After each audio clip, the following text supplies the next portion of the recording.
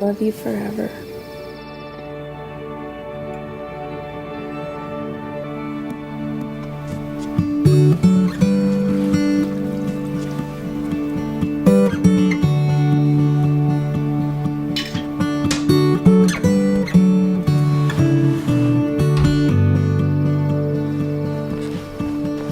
I'll love you forever.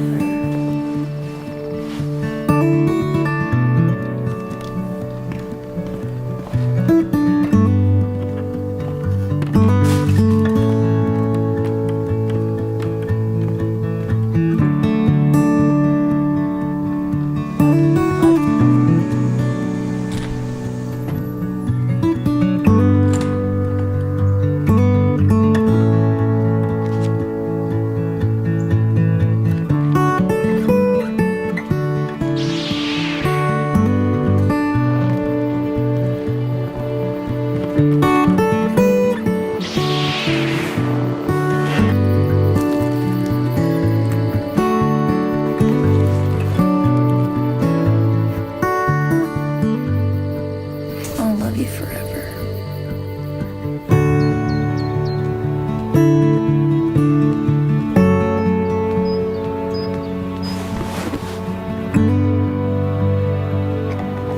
Wait, let's get a pic. I got a better idea.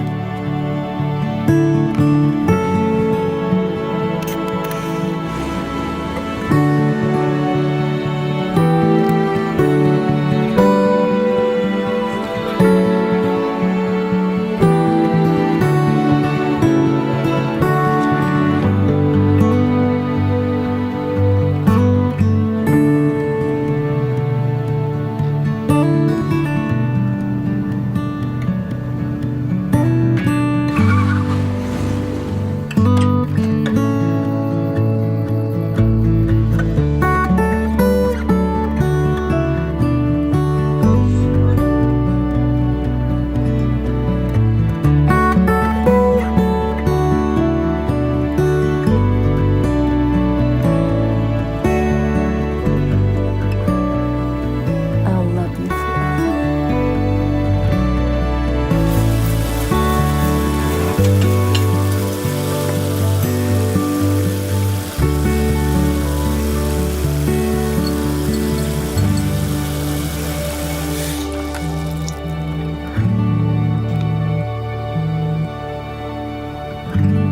Hello?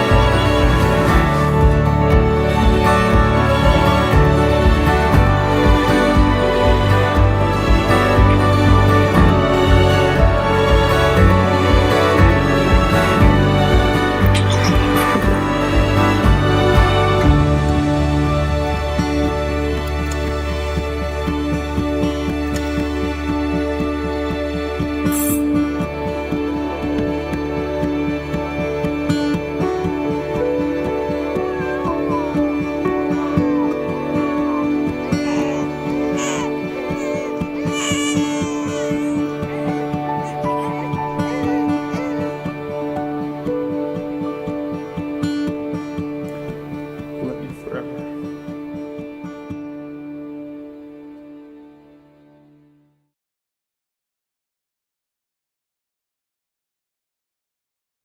எல்லோருக்கும் காலை வணக்கம்.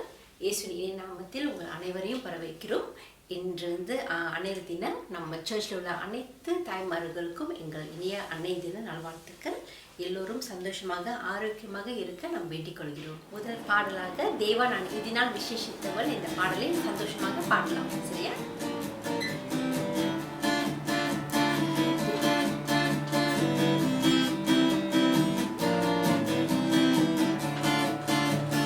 தேவா விசேஷித்தவன் ராஜான தினம் யோசிப்பவன் தேவான தினம் விசேஷித்தவன் ராஜான தினம் யோசிப்பவன் எதினால் நீர் என்னோடு வருவதினால் எதினால் நீர் என்னோடு வருவதினால் மேகஸ்தம்பம் மேலிருந்து பாதுகாக்குது பாதை கண்ட பகலெல்லாம் கூட சொல்லுது மேகஸ்தம்பம் மேலிருந்து பாதுகாக்குது பாதை கண்ட பகலெல்லாம் கூட சொல்லுது அன்பான தேவன் என்னோடு வருவார் அது போதும் என் வாழ்விலே அன்பான தேவன் என்னோடு வருவார் அது போதும் என் வாழ்விலே தேவான எதினால் விசேஷித்தவன் ராஜான தினம் யோசிப்பவன் தேவான எதினால் விசேஷித்தவன் ராஜான தினம் யோசிப்பவன் எதினால் என்னோடு வருவதினால் எதினால் என்னோடு வருவதினால் தாகம் கொண்ட தேவஜானம் வானம் பார்த்தது ஆவல் கொண்ட கண்மாரையை கூட சென்றது தாகம் கொண்ட தேவஜானம் வானம் பார்த்தது ஆவல் கொண்ட கண்மாரையை கூட செல்லுது என்னிருக்கும் எல்லாம் என் தேவன் தீர்ப்பார் சந்தோஷம் நான் நாடுவேனே என்னிருக்கும் எல்லாம் என் தேவன் தீர்ப்பார் சந்தோஷம் நான் நாடுவேனே தேவான எதினால் விசேஷித்தவன் ராஜான தினம் யோசிப்பவன் தேவான எதினால் விசேஷித்தவன் ராஜான தினம் யோசிப்பவன் எதினால் என்னோடு வருவதினால் எதினால் என்னோடு வருவதினால் வாழ்க்கையிலே கஷ்டத்துகள் காலஞ்சிட்டாலும் பாசமுள்ள ஒரு மரம் கூட வருது வாழ்க்கையிலே கஷ்டத்துகள் காலஞ்சிட்டாலும் பாசமுள்ள ஒரு மரம் கூட வருது மாறாவின் நீரை கீழாக மாற்றும் என்னை சகினோடிக்கு நன்றி ராஜா மாறாவின் நீரை கீழாக மாற்றும் என்னை சகினோடிக்கு தேவான எதினால் விசேஷித்தவன் ராஜான தினம் யோசிப்பவன் தேவான எதினால் விசேஷித்தவன் ராஜான தினம் யோசிப்பவன் எதினால் நீர் என்னோடு வருவதினால் எதினால் நீர் என்னோடு வருவதினால் நன்றி ராஜா சுவாமி அப்பா நீர் எங்களோடு வருவதற்காக நன்றி ராஜா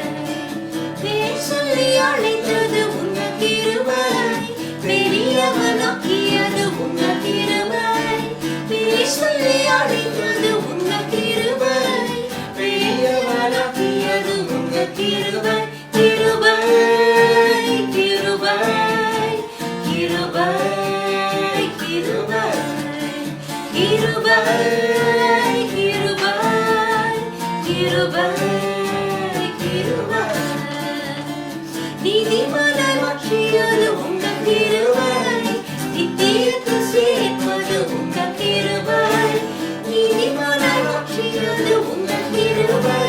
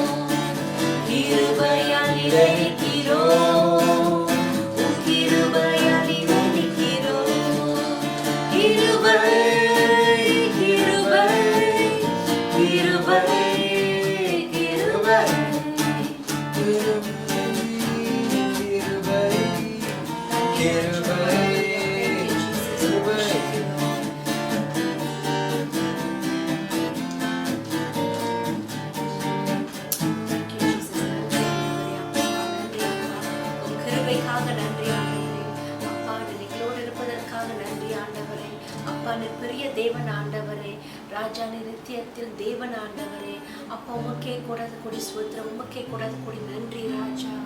ஹalleluya. அப்பா எங்களை நன்கு அறிந்திருக்கிற தேவன் அப்பா நீர். அப்பா இந்த காலத்தில் கூட ஆண்டவரே, உலகத்தில் ஆண்டவரே எவ்வளவோ கஷ்டங்கள் மத்தியில் ஆண்டவரே, எவ்வளவோ மக்கள் ஆண்டவரே கஷ்டங்கள் மத்தியில் கடந்து சென்றாலும் ஆண்டவரே நீர் எல்லாத்திலும் பார்க்கிற தேவன் ஆண்டவரே, நீர் காண்கிற தேவன் ஆண்டவரே. அப்பா நீர் மனது உருகி ஆண்டவரே உம்முடைய ஜனங்களுக்கு ஆண்டவரே நீர் உதவி செய்யும் ராஜா. அப்பா வேண்டிக் கொள்கிறோம் ராஜா. அப்பா உம்மால் முடியாத காரியம் எதுவும் இல்லை ராஜா. அப்பா நீர் வந்து ஆண்டவரே நீங்க ஹெல்ப் பண்ணுங்க ராஜா. ஹalleluya. அப்பா இந்த நாளில் கூட ஆண்டவரே அப்பா மக்களுடைய இருதயத்தில் ஆண்டவரே நீரே வந்து தங்கியிருக்கும் ராஜா. அப்பா நீரே அப்பா எங்களை தாய் போல ஆண்டவரை தேற்றி அப்பா ஒரு தந்தை போல ஆற்றி ஆண்டவரே நீரே ஆண்டவரை எங்களை ஆசீர்வதியும் ராஜா. Thank you Jesus. Hallelujah. Jesus.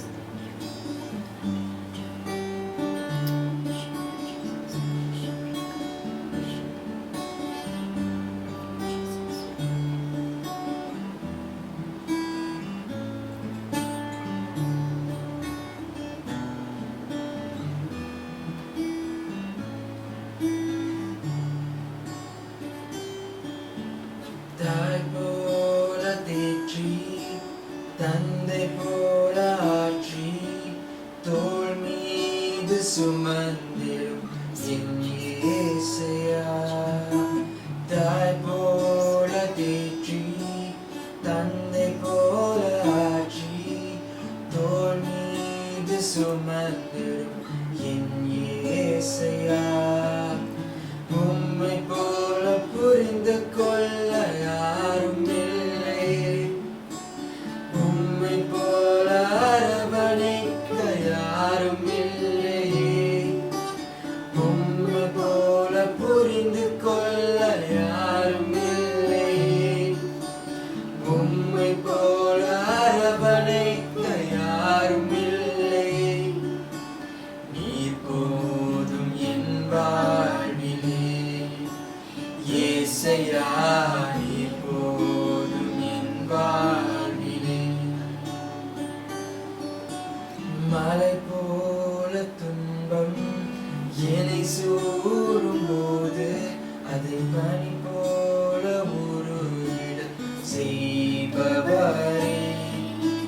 மலை போல துன்பம் என்னை சூழும் போது அதை பனி போல உருகிட செய்பவரே. கண்மணி போல என்னை காப்பவரே, உள்ளங்கையில் பொறுத்தென்னை நினைப்பவரே. கண்மணி போல் என்னை காப்பவரே, உள்ளங்கையில் பொறுத்தென்னை நினைப்பவரே.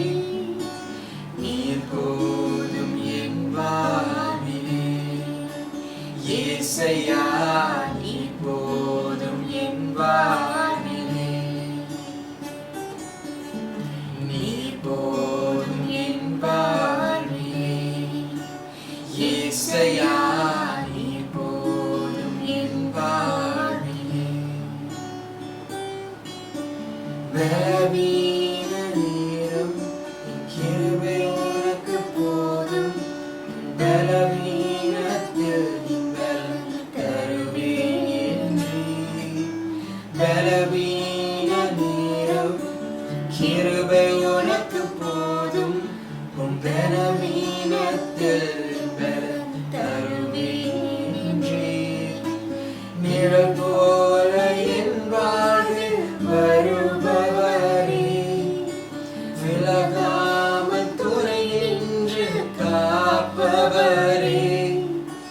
நிழல் போல என் வாழ்வில் வருபவரே, விலகாமல் துணை நின்று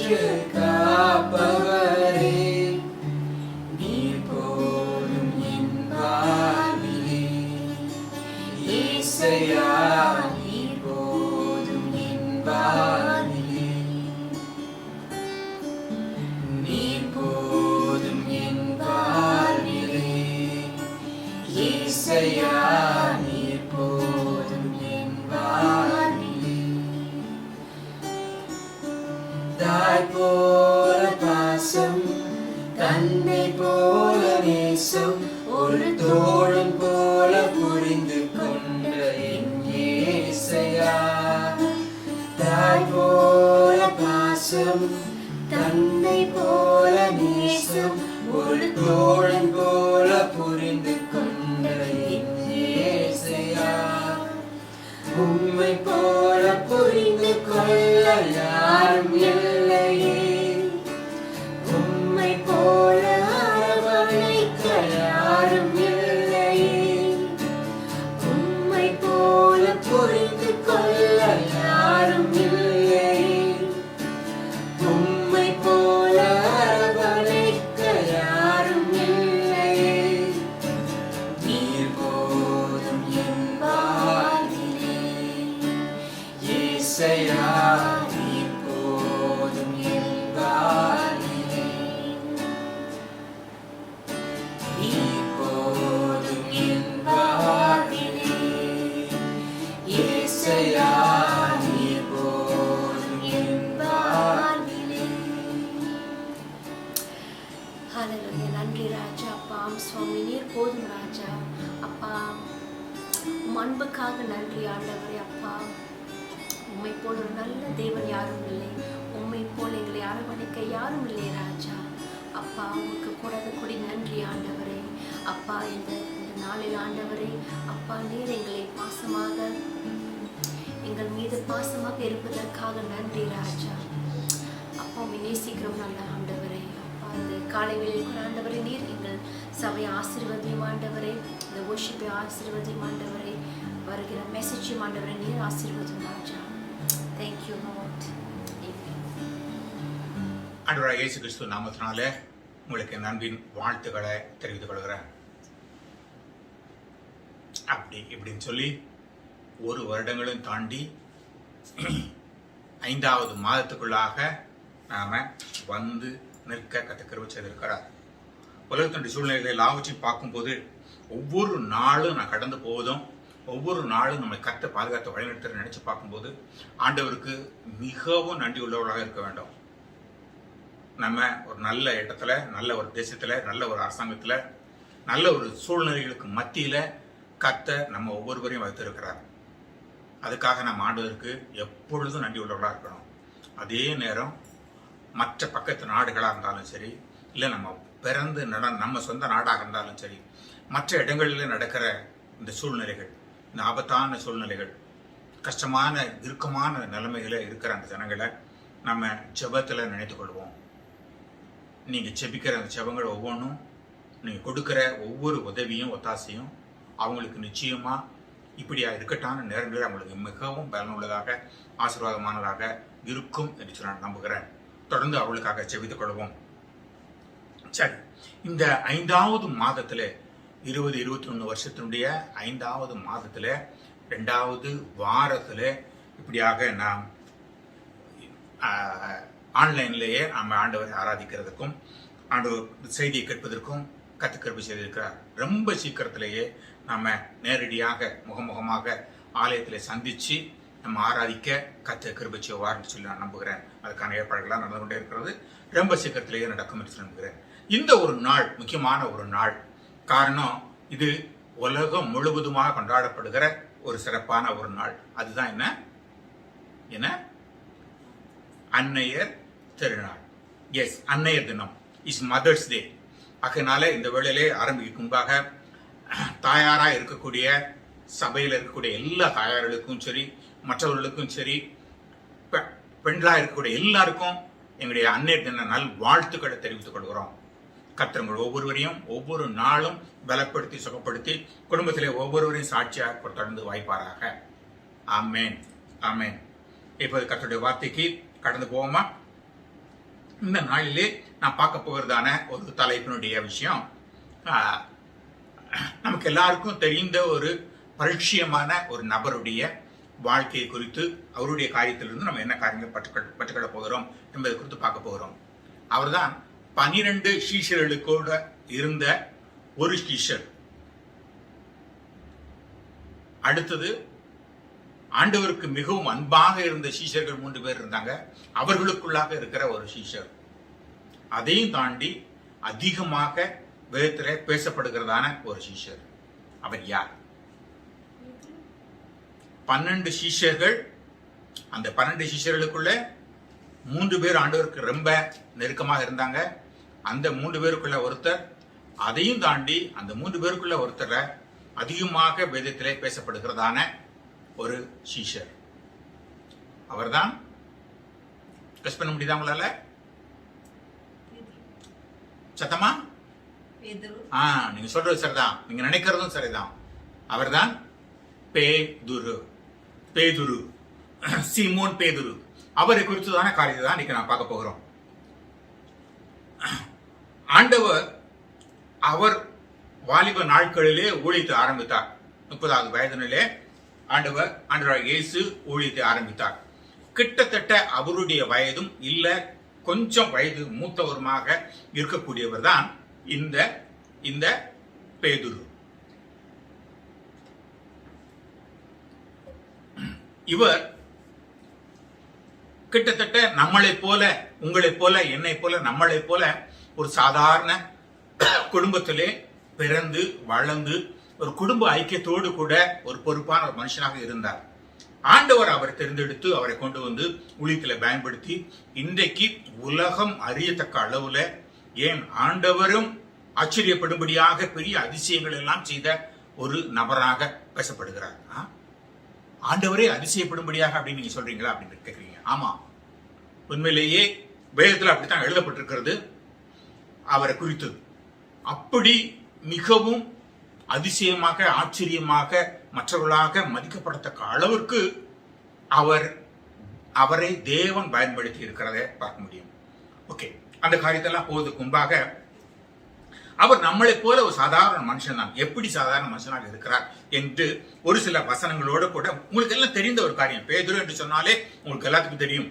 அந்த பேதுருடைய காரியத்துல அவர் தம்மளை போல அவர் தான் உண்டு, தான் வேலை உண்டு, குடும்பம் உண்டு அப்படின்னு சொல்லி உட்கார்ந்துட்டு இருந்தாரு.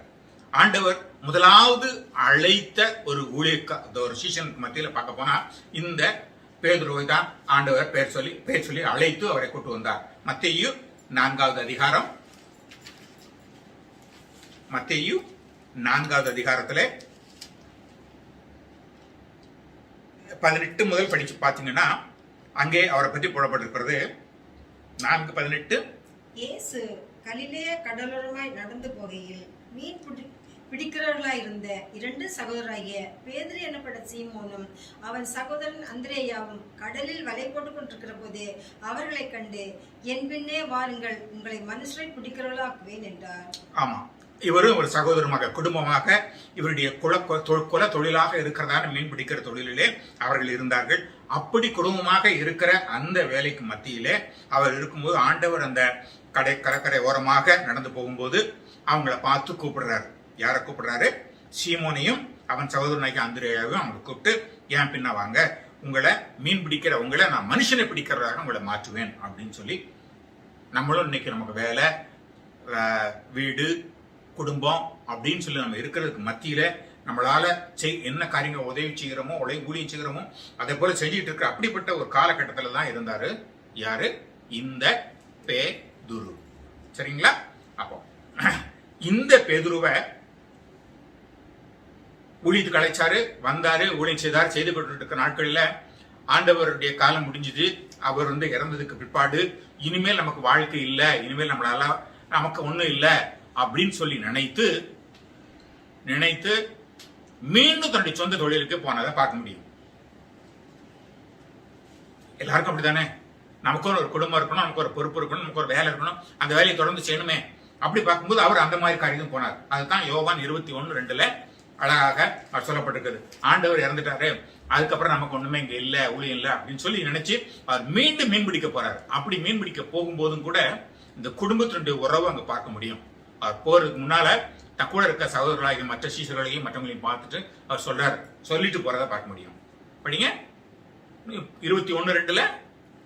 சீமோன் பேதுருவும் திதிமு எனப்பட்ட தோமாவும் கலிலேய நாட்டில் உள்ள கானா ஊரானாகிய நாத்தான் வேலும் செபதேவின் குமாரரும் அவருடைய சீஷர்கள் வேறு 2 பேர் கூடியிருக்கும் போதே சீமோன் பேதுரு மற்றவர்களை நோக்கி மீன் பிடிக்க போகிறேன் என்றான்.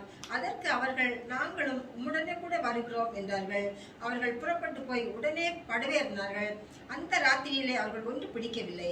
ஆமா, இப்ப இங்க பாத்தீங்கன்னா இங்கேயும் அந்த குடும்ப பிணைப்பு அப்படின்றத இங்க பார்க்க முடியும். இங்க பாத்தீங்கன்னா அங்க சீஷர்கள் எல்லாம் இருக்கிறாங்க. அப்ப அவங்க கிட்ட இந்த சீமன் பேதுரு இவன் தான் முதல்ல சொல்லுகிறாரு. என்ன சொல்றாரு? நான் போய் என் தொழிலாகிய மீன் பிடிக்க போகிறேன் அப்படின்னு சொல்லி. அப்ப அவங்க சொல்றாங்க, நீங்க பண்ண நாங்க என்ன பண்றது, நாங்களும் கூட வர்றோம் அப்படின்னு சொல்லி கூட போறாங்க. அப்போ இவர் ஒரு சந்தை, ஒரு குடும்பம், ஒரு வேலை, ஒரு இப்படிப்பட்ட நிலைமையில சாதாரண நம்மளை போல இருக்கக்கூடியதான ஒரு மனுஷனை பார்க்க முடியும். இது பாயிண்ட் நம்பர் 1. அடுத்தது, கொடுத்த ஊழியத்தை திறம்பட செய்கிற மனுஷன். இவருக்கு என்ன பொறுப்பு கொடுத்தோமோ, என்ன காரியத்தை கொடுக்குறோமோ செய்யறோமோ, அந்த காரியத்தை நல்லா அழகா செஞ்சு முடிக்கிற ஒரு சுபாவத்துல, நம்ம போல இருக்கிறதான சுபாவத்துல இருக்கக்கூடிய ஒரு மனுஷன். எப்படி நீங்க சொல்றீங்க அப்படின்னு நினைக்கிறீங்களா? மத்தேயு 17ஆம் அதிகாரத்துல நீங்க முதல்ல எடுத்து பாத்தீங்க அப்படின்னு சொன்னா, இவரை ஆண்டவராகிய இயேசு இந்த மறுரூப மலைக்கு கடந்து போறதுக்கு முன்னால அவங்கள ஒரு 2 பேரையும் ஒரு 3 பேரையும் இவ்வளவு கூப்பிட்டு அவர் கூட வச்சுட்டு, வாங்க என் கூட வாங்க அப்படின்னு சொல்லி கூப்பிட்டு போறாரு. இந்த 12 பேர் இருக்கும்போது இந்த ஒரு 3 பேரை ஆண்டவராகிய இயேசு தேர்ந்தெடுத்து போறார். இந்த 3 பேர்ல ஒருத்தர் தான் யாரு? இந்த இல்ல நம்ம பேதுரு. பேதுரு அங்க இருக்கிறத பார்க்க முடியும். 17:1 இருக்கா? 6 நாளைக்கு பின்பு இயேசு பேதுருவையும் யாக்கோபையும் அவனுடைய சகோதரனாகிய யோவானை கூட்டிக் கொண்டு தனித்திருக்கும்படி உயர்ந்த மலையின் மேல் போய் அவர்களுக்கு முன்பாக மறுரூபமானார். அவர் முகம் சூரியனை போல பிரகாசித்தது. அப்போ இவருக்கு என்ன வேலை கொடுத்தாங்களோ அந்த கொடுத்ததுல இந்த 12 பேர்ல இவர் ஒரு முக்கியமான ஒரு நபராக இருக்கிற அளவுக்கு தான் வேலையை கொடுத்த ஊழியத்தை திறம்பட அழகா செஞ்சு முடிக்கிற ஒரு மனுஷனாக இருந்ததை பார்க்க முடியும். அது மட்டும் இல்ல, இவர் கூட இருந்த நாட்களிலே அநேக பிணியாளிகளையும் அவங்களையும் இவர் சொஸ்தமாக்கினார் அப்படின்னு சொல்லி வேதம் சொல்லப்பட்டிருக்கிறது. ஆண்டவர் இயேசு இவரோட இருக்கும்போதே இவர் இந்த காரியங்கள் எல்லாம் செய்து பார்க்க முடியும். மத்தேயு 15:15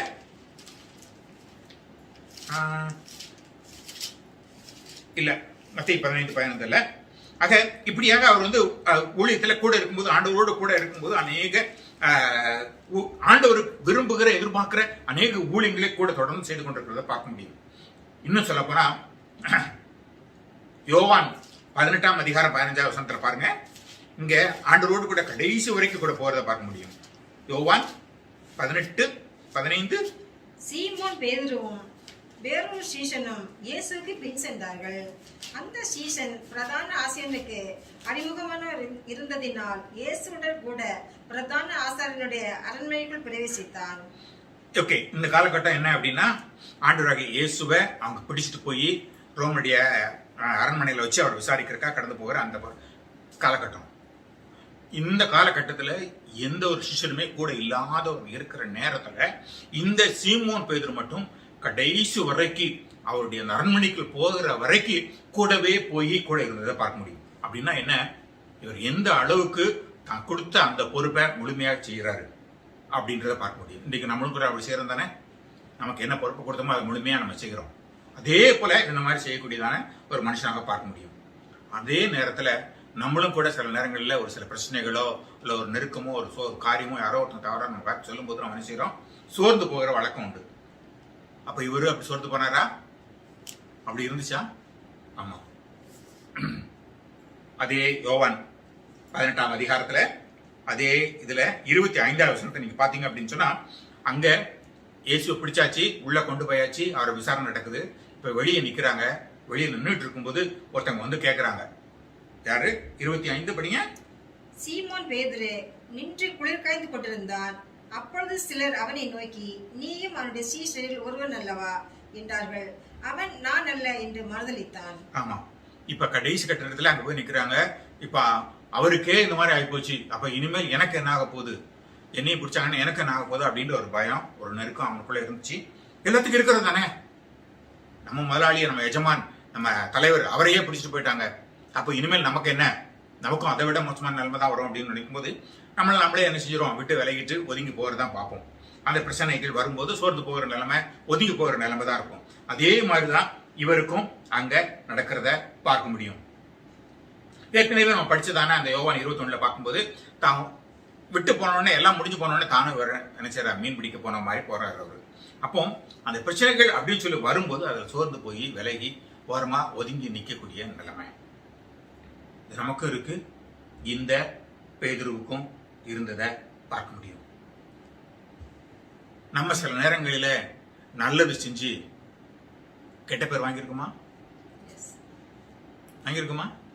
ஆமா, நான் நல்லதுன்னு தான் நினைச்சேங்க, நல்லதுன்னு தாங்க சொன்னேன், நல்லதுதாங்க பண்ணேன், ஆனா அவங்க தப்பா புரிஞ்சுக்கிட்டாங்க, அதனால எனக்கு இந்த கெட்ட பேரு, அதனால எனக்கு இந்த நட்டம், அதனால எனக்கு இந்த அவமானம்.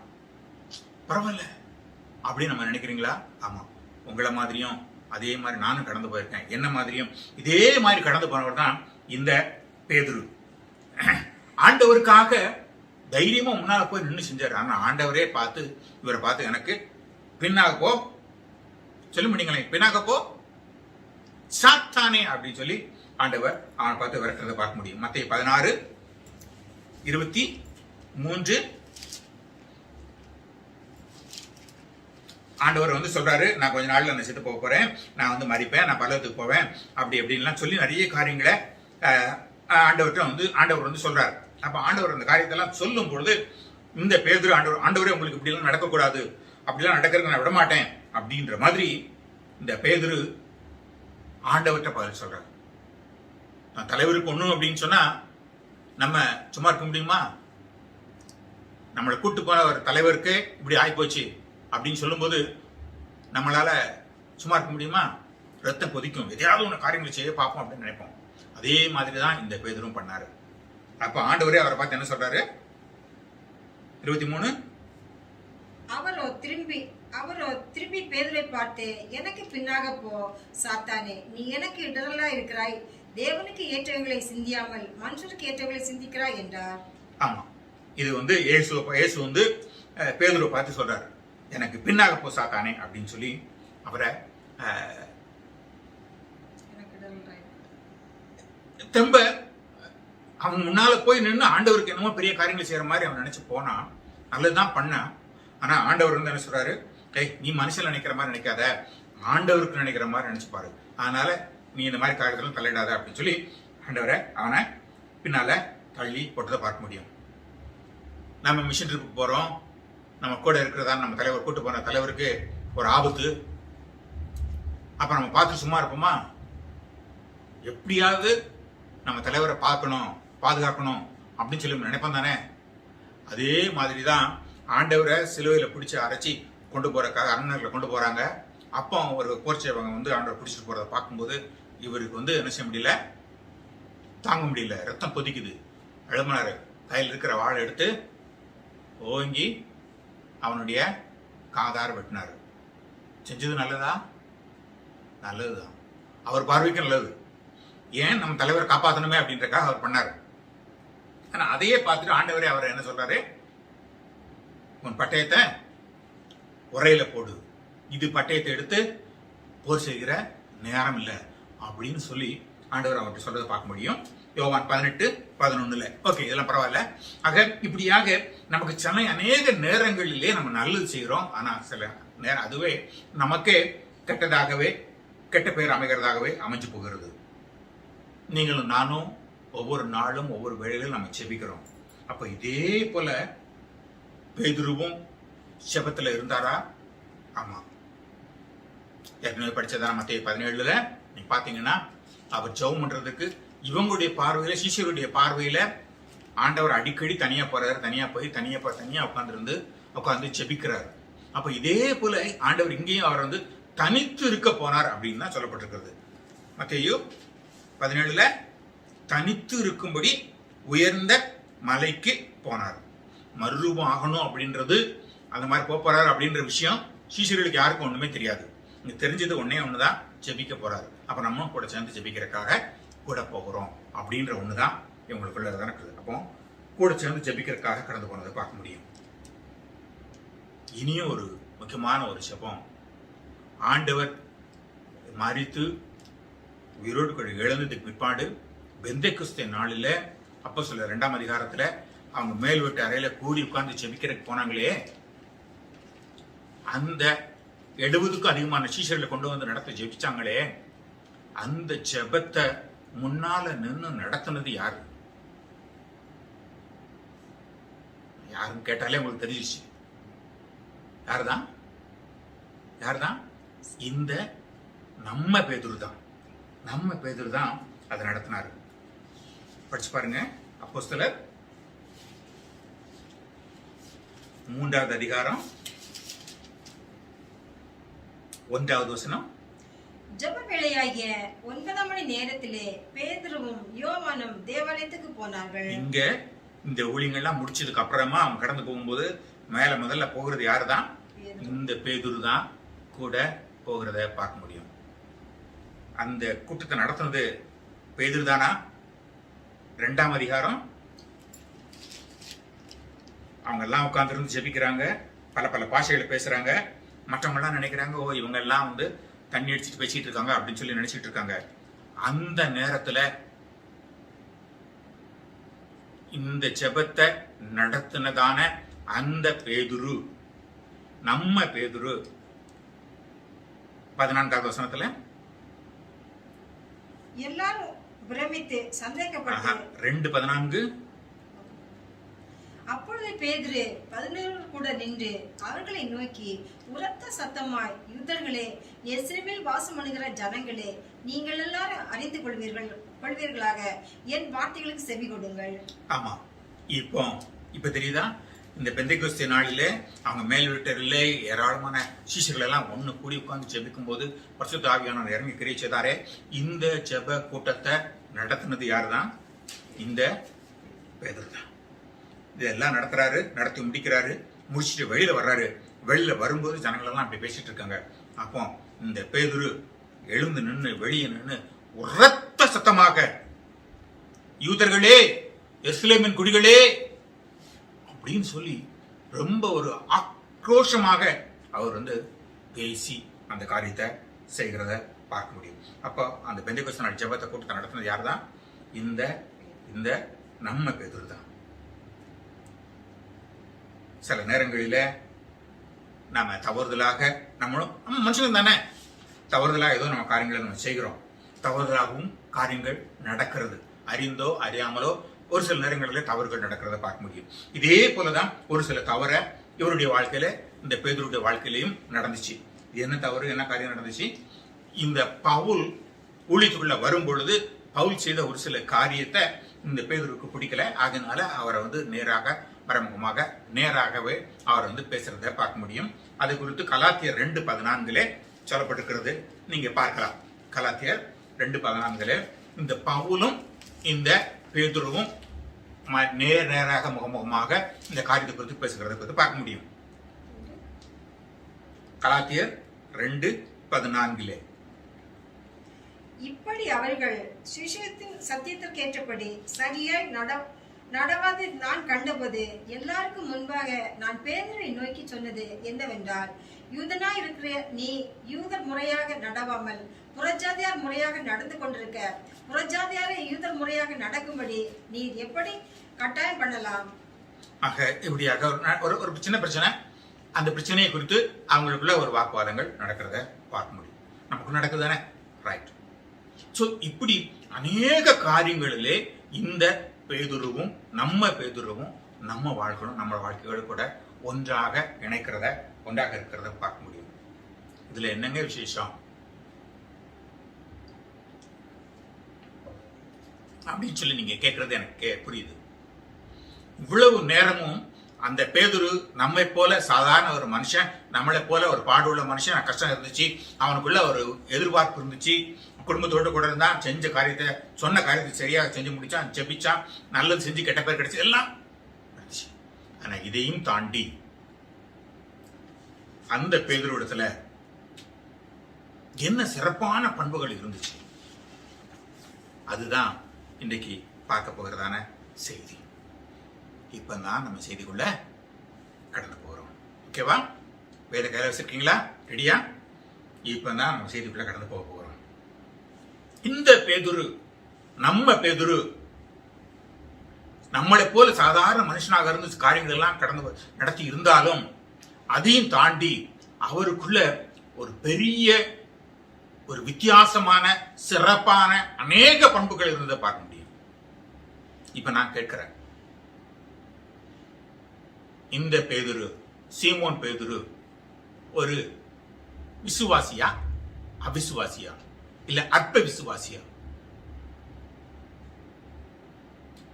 பேதுரு ஒரு விசுவாசியா இல்ல அற்ப விசுவாசியா?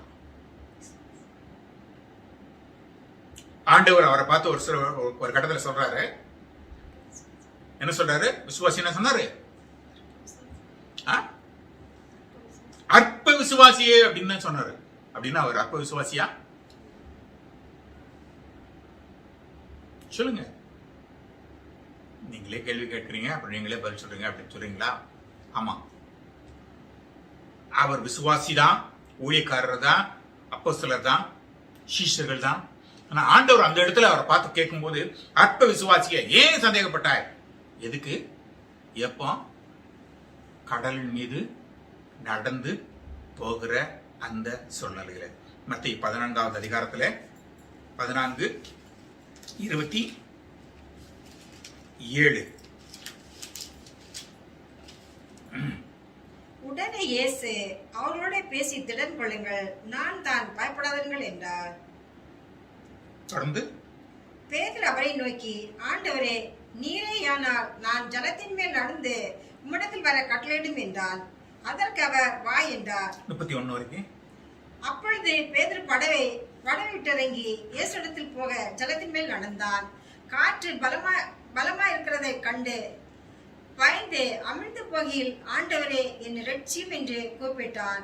உடனே இயேசு கையை நீட்டி அவனை பிடித்து, அற்ப விசுவாசியே, ஏன் சந்தேகப்பட்டாய் என்றார். ஆமா, அற்ப விசுவாசியே அப்படின்னு சொல்லி கேட்டார். அதனால அவர் ஒரு அற்ப விசுவாசியோ இல்ல அபிசுவாசியோ என்று சொல்லி நம்ம நினைக்க முடியாது. இப்போ இருக்கிற நிலைமையில, இன்றைக்கு இருக்கிற நிலைமையில கடலின் மீது உங்களையும் என்னையும் ஆண்டவர் நடக்க சொன்னார்னா நம்ம நடப்போமா? நம்ம நடக்கிறதுக்கு ஆயத்தமா இருப்போமா? பரவாயில்லைங்க, கடல் மேல நடக்க வேண்டாம், நீச்சல் தெரியாது, அதனால பயப்படுறேன், வேண்டாங்க.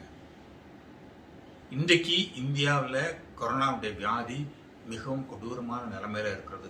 ஒவ்வொரு நாளும் ஆயிரக்கணக்கான ஜனங்கள் அங்க இறந்து கொண்டிருக்கிறாங்க. போதிய மருத்துவ வசதி இல்லை,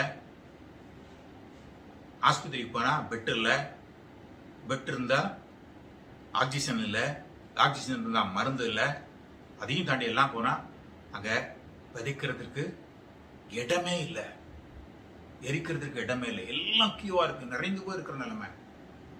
எவ்வளவு பரிதாபமான ஒரு நிலைமை. இப்படிப்பட்ட இடத்துல நீ போய் ஆண்டவர் என்னை ஊழியத்துக்கு அழைக்கிறார் அப்படின்னு சொல்லி உங்களை போய் சொன்னா, உங்களை சொன்னா இல்ல ஏன்ட்டே ஆண்டவர் சொன்னா, நான் போவேனா இல்ல நீங்க தான் போவீங்களா? போறதுக்கு ஆயத்தமா இருப்போமா? நம்ம போகிறதுக்கு நமக்கு தைரியம் இருக்கா? யோசிப்போமா இல்லையா? அப்படி நம்ம யோசிக்கிறதுக்கும் தயங்குறதுக்கும் காரணம் அவிசுவாசம் என்பது அல்ல, அங்க இருக்கிற சூழ்நிலைகள். இதே போலதான் இந்த பேதுருவுக்கும் அந்த இடத்துல அப்படிப்பட்ட சூழ்நிலை. இன்றைக்கு வரைக்கும் யாருமே நடந்துராத, யாருமே செய்திராத ஒரு பெரிய ஒரு விஷயத்த இந்த கடலின் மீது ஆண்டவர் இயேசு நடந்த பிற்பாடு அந்த இயேசுவை நோக்கி இந்த பேதுரு நடந்து போகிறார். நடந்து போகிறது பார்க்க முடியும். இப்ப சொல்லுங்க, அந்த பேதுரு நம்ம போல சாதாரண பேதுருவா இல்ல விசேஷமான ஒரு பேதுருவா? இனி ஒரு காரியம் சொல்றேன். டெல்லியில போய் இன்னைக்கு போய் சுவிசேஷத்தை சொல்லுங்க, சத்தியத்தை சொல்லுங்க அப்படின்னு சொல்லி உங்களை போய் அனுப்பி வச்சா, டிக்கெட் கொடுக்குறேன், உனக்கு அக்காமடேஷன் கொடுக்குறேன், எல்லாம் கொடுக்குறேன், நீ அங்கே போய் சத்தியம் சொல்லு அப்படின்னு சொன்னா நம்ம போவோமா? தைரியமா போவோமா? சாவு எனக்கு ஆதாயம் அப்படின்னு சொல்லி நம்ம போவோமா? ஜீவன் எனக்கு ஆதாயம், சாவு எனக்கு ஆதாயம் அப்படின்னு சொல்லி தைரியமா நான் போவோமா? போக மாட்டோம். ஏன்? அங்க ஆபத்து அங்க அதிகமா இருக்கு. தைரியமா நாங்க போறதுக்கு நமக்கு ஒரு பெரிய பயம் இருக்கும். ஆனா இந்த பேர் என்ன பண்ணார் தெரியுமா? அப்போஸ்தலர் 3வது அதிகாரம் 15வது வசனத்துல சூழ்நிலைகள், ரோம போர் செய்வர்கள் எல்லாத்தையும் பிடித்து ஒவ்வொருவரையும் பிடிச்சு ஜெயிலில் போடுறதும் அவங்கள அடிக்கிறதும் துன்புறுத்துறதுமாக இருக்கக்கூடிய நிலைமையில இப்படிப்பட்ட காலகட்டத்தில் இந்த பேதுரு தைரியமாக மேலே போய் வெளியில போய் 3வது அதிகாரம் 15வது வசனத்தை சொல்லப்பட்டிருக்குது. நேரா போய் முன்னால போய் அந்த இராணுவர்களுக்கு மத்தியில, அரசாங்கத்துக்கு மத்தியில, ராஜாக்களுக்கு மத்தியில, இருக்கிற ஜனங்களுக்கு மத்தியில, எல்லாருக்கும் மத்தியிலையும் கையை நீட்டி நேர சொல்றாரு. என்ன சொல்றாரு? என்ன சொல்றாரு? 3:15 ஜீவாதிபதியை கொலை செய்தீர்கள். ஜீவாதிபதியை, ஜீவனை கொடுக்கிறதான ஆண்டவராகிய இயேசுவை நீங்கள் கொலை செய்தீர்கள், நீங்கள் கொலை செய்தீர்கள் என்று சொல்லி அவங்களுக்கு முன்னால கையை நீட்டி அழகா சொல்ல, தைரியமா சொல்லுகிறாங்க. அப்படி எல்லாம் சொன்னா என்ன நடக்கும்ன்றது அவனுக்கு தெரியும். அடுத்தது இவனையும் கொலை தான் செய்ய போவாங்க தெரிந்தும் தைரியமாக அவன் சொல்லுகிறான். அது சொல்லிட்டு ஜீவாதிபதியை நீங்க கொலை செய்தீங்க, நீங்க கொலை செய்தீங்க. ஆனால் அவரை தேவன் மரித்தோரிலிருந்து எழுப்பினார். அதற்கு நாங்க சாட்சிகள், நாங்க சாட்சிகள் சொல்லி தைரியமாக சொல்லுகிறத பார்க்கலாம். நாங்க சாட்சிகள் சொன்னா அடுத்த நிமிஷம் அந்த சாட்சியையும் அழிப்பாங்க, ஒழிப்பாங்க அப்படின்றது தெரியும். தெரிந்திருந்தும் தைரியமாக எடுத்து சொல்றதை பார்க்க முடியும். அந்த தைரியம் நமக்கு இருக்கா? நமக்கு தெரிந்தவங்க, அருகாமையில் இருக்கிறவங்க, கூட வேலை செய்யக்கூடியவங்கிட்ட ஆண்டவரை பற்றி தைரியமாக எடுத்து சொல்வதற்கு நமக்கு அந்த தைரியம் இருக்கா? இது பேதுருவுக்கு நம்மகிட்ட இல்லாத ஒரு சிறப்பான ஒரு பண்பாக பார்க்க முடியும். இன்னும் ஒரு பெரிய ஒரு அதிசயம் என்ன தெரியுமா? எங்கேயுமே நடந்துராத இந்த காலகட்டங்களுக்கு, உலகத்தில் நடக்கிற அக்கிரமங்களுக்கு தேவையான ஒரு விஷயம் என்ன சொல்ல போறேன்றது உங்களுக்கு தெரிஞ்சிச்சு. அப்போஸ்தலர் 5வது அதிகாரம் 1வது வசனத்திலிருந்து நீங்க 10வது வசனம் வரைக்கும் நீங்க படிச்சு பார்த்தீங்கன்னா அங்க நடக்கிற ஒரு கதையை பற்றி தெரியும் உங்களுக்கு. அனனியா என்னும் பேருள்ள ஒருவனும் அவனுடைய மனைவியாகிய சப்பிராளும் தங்கள் காணியாட்சியை விட்டார்கள். தன் மனைவி அறிய அவன் கிரயத்திலே ஒரு பங்கை வஞ்சித்து வைத்து ஒரு பங்கை கொண்டு வந்து அப்போஸ்தலருடைய பாதத்திலே வைத்தான். பேதுரு அவனை நோக்கி, அனனியாவே, நிலத்தின் கிரயத்தில் ஒரு பங்கை வஞ்சித்து வைத்து பரிசுத்த ஆவியிடத்தில் பொய் சொல்லும்படி சாத்தான் உன் இடத்தை நிரப்பினதென்ன? அதை விற்கும் முன்னே போதும். அப்படியே படிச்சு பாத்தீங்க அப்படின்னா இங்க அப்போஸ்தலருடைய பாதத்துல வைத்தான். எல்லா அப்போஸ்தலர்களும் கூட இருக்கிறாங்க, அவங்களுக்கு மத்தியில கொண்டு வைக்கிறாரு. ஆனால் யாரும் எழும்பி முன்னால நின்று கேட்பதற்கு தயங்கின அந்த இடத்துல யார் நிக்கிறா? யார் நிக்கிறா? இந்த பேதுரு, நம்ம பேதுரு அங்க முன்னால நிற்கிறாரு. அனனியாவே, நிலத்தின் கரையத்தில் ஒரு பங்கை வஞ்சித்து வைத்து பரிசுத்த ஆவியினிடத்தில் பொய் சொல்லும்படி சாத்தான் இருதயத்தை நிரப்பினது என்ன அப்படின்னு சொல்லி அதைத்தான் கேட்டான். அது மட்டும்தான் கேட்டான். அதை கேட்ட உடனே தேவனிடத்துல அல்லவா பொய் சொன்னாய் அப்படின்னு சொல்லி சொன்ன உடனே அனனியா அந்த வார்த்தைகளை கேட்ட உடனே விழுந்து ஜீவனை விட்டான். ஜீவனை விட்டான். சபிக்கல, கொல்லல, ஒண்ணும் பண்ணல. கர்த்தருடைய நாமத்தினால கேட்ட ஒரு வார்த்தையினால அந்த அனனியா இறந்தார். அது மட்டும் இல்ல, அதை தெரியாம அவங்க மனைவி உள்ள வராங்க, அவனிடத்துல அதே கேள்வியை கேட்கிறாங்க. அந்த கேள்வியை கேட்ட உடனே இதோ அவங்களே வந்து ஒன்னையும் எடுத்துட்டு போவாங்க அப்படின்னு சொல்றாங்க. அப்பொழுதே அவருடைய மனைவி இறந்து கொண்டு பார்க்க முடியும். இப்படிப்பட்ட பேதுரு இந்த நாட்களிலே நம்ம சபையில ஏன் ஒரு நாட்டுக்கு ஒரு நபர் இருந்தாலே போதும், சபைகள் எல்லாம் சீர்திருத்தப்படும், சபைகள் எல்லாம் சுத்தமா இருக்கும், சுத்தமா இருக்கும். அப்படித்தானே? ஆமா. ஆனா எல்லாருக்கும் பயமும் இருக்கும். அதுதான் யாருக்குமே இல்லாத ஒரு சிறப்பான ஒரு பண்பை இந்த பேதுரு தன்னுடைய வாழ்க்கையில அவரிடத்துல இருக்கிறத பார்க்க முடியும். அவரிடத்துல இருக்கிறத பார்க்க முடியும்.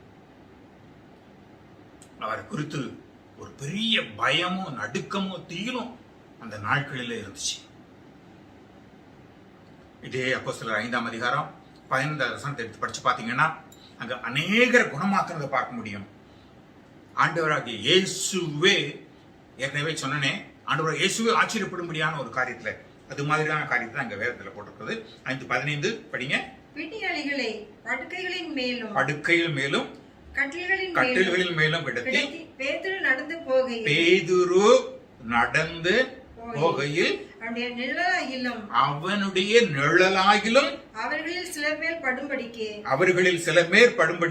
அவர்களை வெளியே வீதிகளில் கொண்டு வந்து வைத்தார்கள். ஆமா, அவருடைய நிழலாயிலும் படட்டும், எனக்கு நிழல் பட்டாலாயிலும் நான் சொஸ்தமாயிருவேன். அப்படி நிழல் பட்டு சொஸ்தம் ஆனாங்களா அப்படின்னு சொல்லி வேதம் சொல்லல, நானும் சொல்லல. நிழலாயிலும் பட்டாலாகிலும் நாங்கள் சுகமாயிர மாட்டோமோ அப்படின்ற அளவுக்கு ஜனங்களுக்குள்ள ஒரு பெரிய ஒரு எதிர்பார்ப்பு இருந்துச்சு. அப்படிப்பட்டதான அற்புதங்களையும் அடையாளங்களையும் செய்ததான நம்ம பேதுரு நம்மளை காட்டிலும் நம்மளை போல ஒரு சாதாரண மனுஷனா இல்ல சிறப்பான ஒரு மனுஷனா? எவ்வளவு சிறப்பான ஒரு மனுஷன்! தடைகளுக்கு மத்தியிலேயும் ஆண்டவரை பற்றி தைரியமாக பிரசங்கித்தான். அதே 5ஆம் அதிகாரம் 42வது வசனத்தில் படிச்சு பார்த்தீங்கன்னா, தினந்தோறும் தேவாலயத்திலேயும் வீடுகளிலேயும் இடைவிடாமல் உபதேசம் பண்ணி இயேசுவே கிறிஸ்து என்று பிரசங்கித்தார்கள். ஆமா, இந்த இடத்துல இதுக்கு முன்னால நீங்க எல்லாம் பாத்தீங்கன்னா அங்க இருக்கிறவங்க ஒவ்வொருவரையும் நீங்க பிடிச்சி அங்க ஜெயில போடுகிறதான ஒரு நிலைமையில இருந்தது. இப்படி சிறைச்சாலையில போட்டு வைக்கிறதான அப்படிப்பட்ட காலகட்டம். அந்த காலகட்டத்துல இந்த பேதுரு மற்ற அப்போஸ்தலர்களும் அவங்ககிட்ட சொல்றாங்க, 29 சொல்றாங்க, மற்ற அப்போஸ்தலரும் அவங்கள பார்த்து சொல்றாங்க, உங்களுக்கு மனுஷனுக்கு கீழ்ப்படுகிறதை பார்க்கலும் தேவனுக்கு கீழ்ப்படுகிறதே அவசியமா இருக்கிறது அப்படின்னு சொல்லிட்டு யார்கிட்ட சொன்னாங்க? மக்கள்கிட்ட சொல்லல, ராணுவ அதிகாரிகிட்ட சொல்றாங்க, அரசாங்கத்திட்ட சொல்றாங்க, ராஜாக்கள்கிட்ட சொல்றாங்க. அவங்க கூட சொன்னாங்க, உங்களுக்கு கீழ்ப்படுகிறத காட்டிலும் தேவனுக்கு கீழ்ப்படுகிறது எவ்வளவோ நல்லது அப்படின்னு சொல்றாங்க. அப்படி சொல்லிட்டு அவங்க ஒவ்வொரு வீடுகளாக போய் தினந்தோறும் தேவாலயத்திலேயும் வீடுகளிலேயும் இடைவிடாமல் உபதேசம் பண்ணி இயேசுவை கிறிஸ்து என்று பிரசங்கித்தார்கள். ஆமா, இப்படி கஷ்டத்தின் நேரத்திலேயும் இக்கட்டான நேரங்களிலேயும் வீடுகளில் நம்ம இன்றைக்கு ஒரு வீடுகளில் போய் சந்திச்சு நம்ம பார்க்கிறோம், வயசெல்லாம் ஜெபிக்கிறோமே, சூழ்நிலைகள் நல்லா இருக்கு. ஆனா ஆபத்தான சூழ்நிலைகளில் இப்படி இக்கட்டான நிலைமைகளிலையும் இப்படிப்பட்டவங்களுக்கு இடத்துல போய் பார்த்து செபித்து கர்த்தருடைய வசனத்தை உறுதிப்படுத்தி பிரசங்கித்தார்கள் அப்படி சொல்லி சொல்லப்பட்டிருக்கிறது. அதே இதெல்லாம் தாண்டி அவர்கிட்ட இருக்கிற ஒரு பெரிய சிறப்பான பண்பு என்ன தெரியுமா? அத்தனை சோதனைகளுக்கு மத்தியிலையும் எல்லாவற்றையும் சகித்து கொண்டு எல்லாவற்றையும் தன் மேல போட்டுக்கிட்டு யார் மேலும் எந்த ஒரு குற்றத்தையும் சொல்லாம தொடர்ந்து ஊழியம் செய்கிறதான ஒரு சிறந்த பண்பு அவருக்குள்ள இருந்தது. நீங்க எப்படி சொல்றீங்க? அப்படி என்ன பண்ணார் அப்படின்னு சொல்லி கேட்குறீங்களா? அவர் எழுதின புத்தகத்துல 2 நிருபங்களை அவர் எழுதியிருக்கிறார். 1 பேதுரு 2 பேதுரு அப்படின்ற 2 புத்தகத்தை எழுதியிருக்கிறார். அந்த 2 புத்தகங்களிலேயும் அடிக்கடி பேசப்படுகிறதான ஒரு வார்த்தை என்ன? சோதனைகளை சகிக்கிறது, சோதனைகளை சகித்து வாழுவது அப்படின்ற காரியத்தை பார்க்க முடியும். 1 பேதுரு 3வது அதிகாரம் 17வது வசனத்தை படிச்சு பார்த்தீங்கன்னா அங்க அவர் சொல்லுகிறத பார்க்க முடியும். தீமை செய்து பாடமிப்பதிலும் தேவனுக்கு சித்தமானால் நன்மை செய்து பாடமிப்பது மேன்மையா இருக்கும். நீங்க பாத்தீங்கன்னா 1 பேதுரு 1ஆம் அதிகாரம் 6வது வசனத்திலேயே அவர் சொல்றாரு, இதனாலே நீங்கள் மிகவும் சந்தோஷப்படுகிறீர்கள் என்றாலும் துன்பப்பட வேண்டியது அவசியமானதால் இப்பொழுது கொஞ்ச காலம் பாடு அனுபவிக்கிற பலவிதமான சோதனைகளினாலே துக்கப்படுகிறீர்கள். இங்க சோதனை குறித்து, வாழ்க்கையில் நடக்கிற கஷ்டங்களை குறித்து, பிரச்சனைகளை குறித்து ஆண்டவருடைய வாழ்க்கையில கடந்து போகும்போது இப்படி எல்லாம் இருக்குமா அப்படின்னு சொல்லி நினைச்சு பார்க்கும்போது இது குறித்து ரொம்ப தெளிவாக சொல்லுகிறத பார்க்கிறாரு. சொல்லிட்டு முத்தரைப்பாக ஒரு வசனத்தை சொல்றாரு. அந்த வசனம் தான் என்னது? இந்த 1 பேதுரு 3வது அதிகாரத்துல 17ல அவர் சொல்றதான காரியம், நீங்க தீமை செஞ்சுட்டு ஏதோ நீங்க தீமை செஞ்சிட்டீங்க, அந்த தீமை செஞ்சிருந்தனால அந்த தீமைக்கு ஏற்ற பலனாக உங்க வாழ்க்கையில பாடு வருது. உண்மைதானே? தப்பு செஞ்சா தப்பு தானே நமக்கு நடக்கும். அப்படி நடக்கிறதுனால நீங்க அது பெரிய பாடு இல்ல, அது பெரிய பாடு இல்ல. நீங்க தீமை செய்து பாடு அனுபவிப்பதை பார்க்கலும் தேவனுக்கு சித்தமானால் நன்மை செய்து பாடு அனுபவிப்பதே மேன்மையாக இருக்கும். நீங்க நல்லது பண்ணி உங்களை கெட்டதுன்னு சொல்ற விஷயத்துல நீங்க மற்றவங்களுக்கு நல்லது செய்ததுனால அதனால உங்களுக்கு நஷ்டம் வரும்போது உங்க பேரு கெட்டு போற விஷயத்துல அப்படி நீங்கள் செய்யும் போதுதான் அதுதான் எப்படி இருக்கும்? மேன்மையாக இருக்கும். நான் சொல்லலைங்க, என்னால முடியாது. பேதுரு சொல்றாரு, பேதுரு தன் வாழ்க்கையில சொல்கிறாரு, நன்மை செய்து பாடு அனுபவிப்பதே மேன்மையாக இருக்கும் அப்படின்னு சொல்றதை பார்க்க முடியும். அது ஒண்ணுல மட்டுமா சொல்றாரு? 2:19 நிறைய இடங்கள்ல திரும்ப திரும்ப சொல்லுகிறத பார்க்க முடியுங்க. ஏனெனில் தேவன் மேல் பற்றுதலா இருக்கிற மனசாட்சி நிமித்தம் ஒருவன் அநியாயமாய் பாடுபட்டு உபத்திரங்களை பொறுமையாய் சகித்தால் அதுவே பரிதமாய் இருக்கும், பிரீதியா இருக்கும். நீங்கள் 20 நீங்கள் குற்றம் செய்து அடிக்கப்படும் போது பொறுமையோடு சகித்தால் அதனால் என்ன கீர்த்தி உண்டு? நீங்கள் நன்மை செய்து பாடுபடும் போது பொறுமையோடு சகித்தால் அதுவே தேவனுக்கு முன்பாக பிரீதியா இருக்கும். இதற்காக நீங்கள் அழைக்கப்பட்டு இருக்கிறீர்கள். இதற்காகத்தான் நீங்க அழைக்கப்பட்டிருக்கீங்க. எப்படி? இத்தனையும் சொல்லிட்டு இதுக்காகத்தான் நீங்க அழைக்கப்பட்டிருக்கீங்க. எதுக்கு? நன்மை செய்து பாடுபடும் போது பொறுமையாக சகித்தால் அதுவே தேவனுக்கு முன்பாக பிரீதியாக இருக்கும். அதுக்காகத்தான் நீங்க அழைக்கப்பட்டிருக்கீங்க. இன்னைக்கு சபையில நம்மளால சொல்ல முடியுமா? சபையின் போதகராக இருக்கிற, சபையின் லீடராக இருக்கக்கூடிய பாஸ்டரா இருக்கட்டும், லீடரா இருக்கட்டும், இல்ல சீஷர் ஊழியரா இருக்கட்டும், நீங்க பாடு அனுபவிக்கிறதுக்காகத்தான் நீங்க வாழ்க்கை வந்திருக்கிறீங்க, அதுதான் ஆண்டவருக்கு பிரியம், அதுதான் பிரீதி சொல்ல முடியுமா? அப்படி நம்ம சொன்ன சபையில் ஆட்கள் வருவாங்களா? நாளைக்கு காணிக்க கொடுப்பாங்களா? கொடுக்கறதும் கொடுக்க மாட்டாங்க, வர்றவங்க வரமாட்டாங்க. ஆனால் அதை இந்த பேதுரு தைரியமாக எடுத்து சொல்லுகிறத பார்க்க முடியும், எடுத்து சொல்லுகிறத பார்க்க முடியும். ஆமா, இந்த அளவிற்கு ஆண்டவருக்காக தன் வாழ்க்கையில அநேக பாடுகளை பட்ட ஒரு மனுஷன், தன் வாழ்க்கையில பட்ட பாடுகள் நிமித்தமாக இந்த பாடுகள் இருக்கிறதான பலன்களை குறித்து அவ்வளவு அழகாக எழுதி இருக்கிறத பார்க்க முடியும். இன்னமும் சொல்ல போனா இந்த பேதுரு கணவன் மனைவி உறவை பற்றி இன்னும் அதிகமாக சொல்கிறத பார்க்க முடியும்.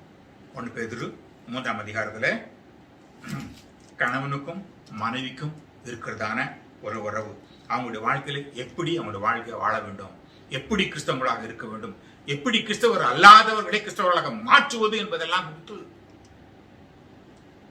படிச்சு பாருங்க. 1 பேதுரு 3:1 அந்தபடி மனைவிகளே உங்கள் சொந்த புருஷருக்கு கீழ்ப்படிந்திருங்கள். அப்பொழுது அவர்களில் யாராவது திருவசனத்திற்கு கீழ்ப்படியவர்களாக இருந்தால் பயபக்தியோடு கூடிய உங்கள் கற்புள்ள நடக்கையை அவர்கள் பார்த்து போதனையின்றி மனைவிகளின் நடக்கையினாலேயே ஆதாயப்படுத்திக் கொள்ளப்படுவார்கள். ஆமா, இது பாத்தீங்கன்னா மனைவிகளே உங்கள் சொந்த புருஷருக்கு கர்த்தருக்கு கீழ்ப்படிந்திருங்கள். அப்பொழுது அவர்கள் யாராவது திருவசனத்துக்கு கீழ்ப்படியாதவர்களா இருந்தால், யாரு உங்க குடும்பத்தில் இருக்கிறவங்க சொந்தக்காரங்களோ உறவினர்களோ இவனுடைய கணவரோ கீழ்ப்படியாது இருந்தால் பயபக்தியோடு கூட உங்கள் கற்புள்ள நடக்கைகளை பார்த்து போதனையின்றி மனைவியின் நடக்கையினாலே ஆதாயப்படுத்திக் கொள்ளப்படுவார்கள். சத்தியத்தை சொல்லணும்னு அவசியம் இல்லை, வேதத்துக்கு வான்னு சொல்லி கைப்பிடி ஆலயத்துக்கு வான்னு சொல்லி கைப்பிடிச்சு இழுக்கணும்னு அவசியம் இல்லை, ஜெபம் பண்ணும்போது முழங்கால் போடுன்னு சொல்ல வேண்டிய அவசியம் இல்லை. உங்களுடைய கற்புள்ள நடக்கைகளை பார்த்து நீங்க எந்த அளவுக்கு ஆண்டவருக்கு உண்மையாக இருக்கிறீங்க அப்படின்ற நடக்கைகளை பார்த்தே அவங்க மனம் மாறிடுவாங்க. ஆமா, இந்த சிறப்பான பண்பை பேதுரு சொல்லுகிறத பார்க்க முடியும். இவர் சொல்றாரு, இதே போலதான் என் குடும்பத்தில் நான் முதலாவது ரட்சிக்கப்பட்டேன். என் ரட்சிக்க பிற்பாடு என் குடும்பத்தில் அநேக ரட்சிக்கப்பட்டாங்க. எனக்கு ரொம்ப எதிரியாக இருந்த என் மாமா, தாய் மாமா, அவர் ரட்சிக்கப்பட்டு இன்னைக்கு பெரிய ஊழியக்காரர், என்னோட பெரிய ஊழியக்காரராக இருக்கிறாரு. அவரை நான் பார்த்து ஒரு நாளும், என் குடும்பத்தில் இருக்கிறவங்கள பார்த்து நான் ஒரு நாளும் நான் சத்தியத்தை சொன்னதும் இல்லை, அவங்களுக்காக நாங்கள் ஆலயத்துக்கு வாங்கன்னு சொல்லி கூப்பிட்டதும் இல்லை, ஜெபம் பண்றதுக்கு வாங்கன்னு கூப்பிட்டதும் இல்லை. அவங்க செஞ்ச எல்லா காரியங்களிலேயும், எல்லா விஷயங்களும், எனக்கு விரோதமாக செய்த எல்லா விஷயங்களிலேயும் பொறுமையோடு சகித்துக் கொண்டிருந்தேன். அந்த பொறுமையோடு சகித்துக் கொண்டிருக்கிற நிலைமைகளை அவங்களா பார்த்து போதனையின்றி அவங்களாகவே இன்றைக்கு மனம் மாறி ஆடவர்களாக வந்து இன்றைக்கு சிறப்பான ஊழியக்காரராக நானும் என் வீட்டாருமோ என்றால் கர்த்தரையே செவிப்போம் சொன்னாங்களே, அந்த கர்த்தரை நாங்கள் முழுமையாக செவிப்பதற்கு கற்றுக்க வச்சிருக்கிறார். கணவன் மனைவி உறவை பற்றி அழகாக சொல்லியிருக்கிறார். இனி ஒரு காரியத்தை சொல்ல முடியும். இந்த பேதுருவத்துல கர்த்தருடைய வசனத்தை குறித்து அழகாக சொல்லுகிறத பார்க்கலாம். இந்த கர்த்தருடைய வசனம் எப்படிப்பட்டது அப்படின்றத குறித்து 1 பேதுரு 2ஆம் அதிகாரத்துல 1-2 வசனத்துல அவர் சொல்லுகிறாரு. எப்படி ஒரு குழந்தைக்கு, பிறந்த ஒரு குழந்தைக்கு, சின்ன ஒரு குழந்தைக்கு தாய்ப்பால் எவ்வளவு முக்கியமோ அதே அளவுக்கு உனக்கு கர்த்தருடைய வேதத்தின் மேலும் அது உனக்கு முக்கியம் அப்படின்றத அழகாக சொல்லுகிறார். பாருங்க, இப்படி இருக்க கர்த்தர் தயவுள்ளவர் என்பதை நீங்கள் ருசி பார்த்ததுண்டானால் சகல துர்க்குணத்தையும், சகலத கபடத்தையும், வஞ்சனைகளையும், பொறாமைகளையும், சகலத புறங்குறுதலையும் ஒழித்துவிட்டு நீங்கள் வளரும்படி புதிதாய் பிறந்த குழந்தைகளைப் போல திருவசனமாகிய களங்கமில்லாத ஞானப்பாலின் மேல் வாங்கியா இருங்கள். ஆமா, இவங்க வேகமா படிச்சுட்டாங்க. ஆனா இங்க அவர் என்ன சொல்றாரு? நீங்கள் வளரும்படி புதிதாய் பிறந்த குழந்தையை போல, புதிதாய் பிறந்த குழந்தையை போல திருவசனமாகிய களங்கமில்லாத ஞானப்பால் மேல வாஞ்சியாக இருங்க. பிறந்த குழந்தைக்கு ஒண்ணுமே தெரியாது, தெரிஞ்சது ஒன்னே ஒண்ணுதான், பசிச்சா அழுகும், ஆய்ப்போனா அழுகும், யூரின் போனா அழுகும், அது தவிர வேற ஒன்றும் தெரியாது. வாய் நிறைய குடிச்சிச்சா சிரிக்கும், தூங்கும், தானே? ஆமா, எனக்கு 2 பிள்ளைங்க இருக்காங்க. அந்த பிள்ளைங்க அப்படிதான் இருந்தாங்க. ஆக இதே போலதான் நம்ம வாழ்க்கையிலேயும் அந்த களங்கமில்லாத ஞானப்பாலை போல இருக்கிறதான கர்த்தருடைய வேதத்தின் மீது வாஞ்சியா இருக்கிறோமா? அந்த வசனத்தின் மீது தாகமா இருக்கிறோமா? அது ஒவ்வொரு நாளும் நமக்கு கிடைக்கிறதா? அது பச்சுதலாக நம்ம எடுத்துக்கொள்கிறோமா? பயபக்தியாக எடுத்துக்கொள்கிறோமா? நேரம் கிடைக்கும் போது மட்டும் படிக்கிறோமா? இவர் அந்த கர்த்தருடைய வார்த்தையை குறித்து, வசனத்தை குறித்து ரொம்ப இது போல தெளிவாக எடுத்து சொல்கிறத பார்க்க முடியும். இன்னும் ஒருபடி மேல போய் யாருமே பேசிராத நேரா வெட்டு 1ன்னா துண்டு 2 தான். பாவத்தை குறித்தும் பரிசுத்தத்தை குறித்தும் ரொம்ப தைரியமா, விளக்கமா, அழகா, ஆணித்தரமா அவர் சொல்லுகிற அநேக காரியங்களை பார்க்க முடியும். இது வேற யாருக்குமே இல்லாத, கிடைக்காத ஒரு பெரிய சுபாவம் இவற்றை இருக்கிறத பார்க்க முடியும். 2 பேதுரு 1ஆம் அதிகாரம் 9வது வசனத்துல நீங்க பாத்தீங்கன்னா, இவைகளை இல்லாதவன் எவனோ அவன் முன் செய்த பாவங்களற தான் சுத்திகப்பட்டதை மறந்து கண் சொருகி போன குடனா இருக்கிறான். ஓகே, இந்த இவைகளை இல்லாதவன் எவனோ அப்படின்னு சொன்ன இந்த இவைகள் அப்படின்னு சொன்னா, அதுக்கு முன்னாடி நீங்க படிச்சு பாத்தீங்கன்னா 5வது வசனத்துல இருந்து அநேக ஒரு பெரிய ஒரு லிஸ்டே போட்டிருக்காரு. விசுவாசத்தோட தைரியம், தைரியத்தோட ஞானம், ஞானத்தோட இச்சையடக்கம், பொறுமை, பொறுமையோட தேவபக்தி, தேவபக்தியோட சகோதர சிநேகம், சகோதர சிநேகத்தோட அன்பு, இப்படி ஒரு பெரிய லிஸ்டே கொடுத்துட்டு இது எல்லாத்தையும், ஹலோ கேக்குதா? கேக்குறீங்களா? இது எல்லாவற்றையும் நீங்க கூட்டி கொடுங்க அப்படின்னு சொல்லிட்டு, எப்படி நீங்க செய்யணும்? இப்படி செய்யாதவன் எவனோ அவன் கண் குருடு கெட்டு போன குருடனை போல இருக்கிறான் அப்படின்னு சொல்லி சொல்றாரு. இன்னைக்கு சர்ச்சில் நம்மளால சொல்ல முடியுமா? பாஸ்டரா இருக்கிறவங்க சொல்ல முடியுமா? இன்றைக்கு உலகத்துல ஏன் சபைக்குள்ள அநேக நேரங்களில் அநேக இடங்களில் அநேக ஜனங்களுக்கு மத்தியில மீண்டும் மீண்டும் செய்த பாவத்தையே திரும்ப திரும்ப திரும்ப திரும்ப செஞ்சு திரும்ப திரும்ப மன்னிப்பு கேட்டு திரும்ப திரும்ப பாவம் செஞ்சு திரும்ப திரும்ப மன்னிப்பு கேட்டு இப்படித்தான் நம்ம வாழ்க்கை ஓடுது. இப்படிப்பட்டவங்களை குறித்து இவர் என்ன சொல்றாரு பார்க்கலாமா?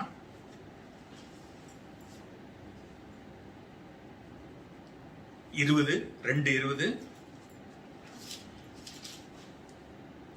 கர்த்தரும் இரட்சகருமாய் இருக்கிற இயேசு கிறிஸ்துவை அறிகிற அறிவினாலே உலகத்தின் அசுத்தங்களுக்கு தப்பினவர்கள் மறுபடியும் அவைகளில் சிக்கிக்கொண்டு ஜெபிக்கப்பட்டால் அவர்களுடைய பின்னிலைமை முன்னிலைமையிலும் கேடுள்ளதா இருக்கும். திரும்ப திரும்ப பாவம் செஞ்சு திரும்ப திரும்ப மன்னிப்பு கேட்டு திரும்ப திரும்ப பாவம் செய்யறதுனால இப்படிப்பட்ட ஜனங்களை பார்த்து அவர் என்ன சொல்றாரு? அவங்களுடைய பின்னிலை, அவங்களுடைய பின்னுள்ள நிலைமையை காட்டிலும் வரக்கூடிய நாட்கள் ரொம்ப மோசமா இருக்கும். ரொம்ப மோசமா இருக்கும். தைரியமாக இன்றைக்கு சபைகளில் யாருமே சொல்வதற்கு பயந்து நடுங்கிக் கொண்டிருக்கிற பயப்படுகிற இந்த நாட்களில இவர் திரும்ப சொல்லுகிறதான ஒரு காரியம். தைரியமா வெட்டு 1 துண்டு 2 சொல்றாரு. பாவம் செய்யற ஜனங்களை பார்க்கும்போது இவருக்கு அந்த அளவுக்கு ஒரு வெறி இருக்கிறத பார்க்க முடியும். இந்த வேகமும் இந்த வெறியும் நமக்குள்ள இருக்கா? உங்களுக்குள்ள இருக்கா? இவர் பேசிக்கொண்டிருக்கும் பொழுதே பசுத்த ஆவியானவர் இறங்கி கிரியை செய்ததை பார்க்க முடியும். இன்னைக்கு பிரசங்கம் அநேகர் பண்றாங்க. இப்படி பிரசங்கத்தெல்லாம் கேட்டுக்கொண்டு ஏன் தூங்கி கொண்டிருக்கிற ஜனங்கள் தான் அதிகம். ஆனா இந்த இடத்துல பேதுரு பிரசங்கிக்கும் போது பசுத்த ஆவியானவரே இறங்கி அவங்களை நிரப்பினதை பார்க்க முடியும். அப்போஸ்தலர் 10ஆம் அதிகாரம் 44வது வசனத்துல சொல்லப்பட்டிருக்கிறத பார்க்க முடியும். 10:44. இந்த வார்த்தைகளை பேதுரு பேசிக்கொண்டே இருக்கையிலே வசனத்தை கேட்டவள் யாவர் மேலும் பரிசுத்த ஆவி இறங்கினார். ஆமா, வார்த்தையை பேசிக்கொண்டே இருக்கிறாரு. பேசிக்கொண்டு இருக்கும் பொழுதே பரிசுத்த ஆவியானவர் கிரியை செய்கிறாரு. கேட்கிற எல்லாரிடத்திலையும் பரிசுத்த ஆவியானவர் இறங்கி கிரியை செய்கிறாரு. அவங்க பல பல பாஷைகளை பேசி அவங்க தேவனை புகழ்ந்து பாடுறத வேதம் சொல்லி இருக்கிறாரு. இவ்வளவு காரியங்களெல்லாம் செய்கிற நம்மளை போல சாதாரண ஒரு மனுஷனா இருக்கிற இந்த பேதுரு, நம்ம பேதுரு இவ்வளவு சிறப்பான காரியங்கள் எல்லாம் செய்வதற்கு எப்படியே அவரால் முடிஞ்சிச்சு? முதல்ல நம்ம பார்த்தோம், சாதாரண ஒரு மனுஷன், நம்மளை போல கஷ்டங்கள் இருந்துச்சு, நெருக்கங்கள் இருந்துச்சு, குடும்பம் இருந்துச்சு, வேலை இருந்துச்சு, இதெல்லாம் பார்த்தோம். அதுக்கப்புறமா பார்த்தோம், கடல் மேல் நடக்கிறத பார்த்தோம், தைரியமா சுவிசேஷத்தை சொன்னதை பார்த்தோம், ஏன் சாவுக்கு கூட அவங்கள அடிமையா ஒப்பு கொடுக்கறத பார்த்தோம், அநேகரை சுகமாக்குறத பார்த்தோம். இப்படி நிறைய காரியங்கள் எல்லாம் நம்ம பார்த்தோம். இத்தனை காரியமும் நம்மளை காட்டிலும் ஒருபடி மேல போய் இன்னொருபடி மேல போய் சிறப்பான காரியமாக ஒரு நல்ல ஒரு சுவிசேஷ ஊழியக்காரனாக அப்போஸ்தலனாக வாழ்ந்து மரித்ததை பார்க்க முடியும். எப்படி அவருக்குள்ள இந்த காரியங்கள்லாம் நடந்துச்சு? காரணம் என்ன தெரியுமா? சொல்லி முடிக்க விரும்புகிறார். இதெல்லாம் செய்யறதோட கூட வேதத்துல கிறிஸ்தவத்திலேயே முதலாவது ஒரு சபை என்கிற ஒரு அமைப்பை உருவாக்கி சபைக்குள்ள ஒரு பிஷப் அப்படின்ற ஒரு பெரிய ஒரு பொறுப்பை கொடுத்து அந்த பொறுப்பை தானே ஏற்று ரோம்ல முதலாவது பிஷப்பாக அப்பாயின்மெண்ட் பண்ணி கிட்டத்தட்ட 5 வருடங்கள் பிஷப்பாக அந்த இடத்துல அந்த நாட்டில் இருந்து ஊழியம் செய்திருக்கிறார். 5-4 வருடங்கள் இருக்கும். ஆக முதல் பிஷப்பாக ரோமர்ல பிஷப்பாக இருந்து ஊழியம் செய்ததான இந்த பேதுரு இந்த அளவுக்கு பயந்து ஒதுங்கி ஓடிக்கொண்டிருந்த இந்த பேதுருவை இந்த அளவுக்கு பெரிய பெரிய காரியங்களை எல்லாம் செய்கிற அளவுக்கு திருப்பினது ஒன்றே ஒன்று. அதுதான் இயேசுவோடு கூட முகமுகமாக சம்பாஷித்த ஒரு சம்பாஷணை. ஆண்டவர் இயேசு உயிர் தெழுந்த பிற்பாடு பேதுருவிடத்துல போய் நேரா போய் அவர்கிட்ட போய் பார்த்து பேசி கேட்கிறாரு. என்ன கேட்கிறாரு?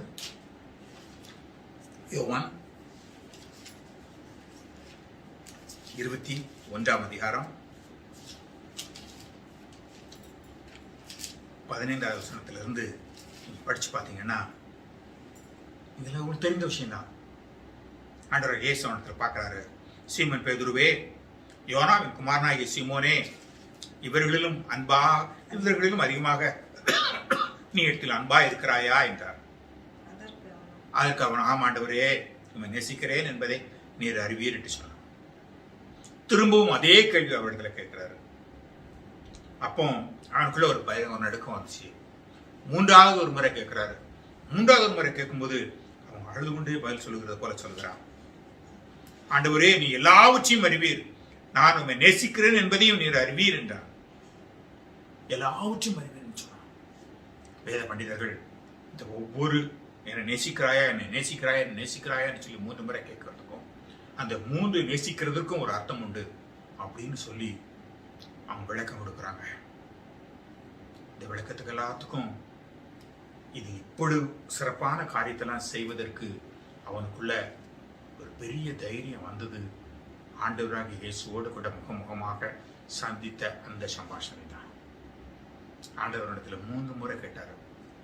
முதலாவது ஆண்டவரை சந்திச்சும் போது, முதல்ல ஊழியத்துக்கு அழைக்கும் போது அவர் ஆண்டவர் சொல்றாரு, என் பின்னால வா, நான் உன்னை மனுஷனை பிடிக்கணும் ஆக்குவேன் அப்படின்னு சொல்லி ஊழியத்துக்கு அழைச்சாரு முதல்ல.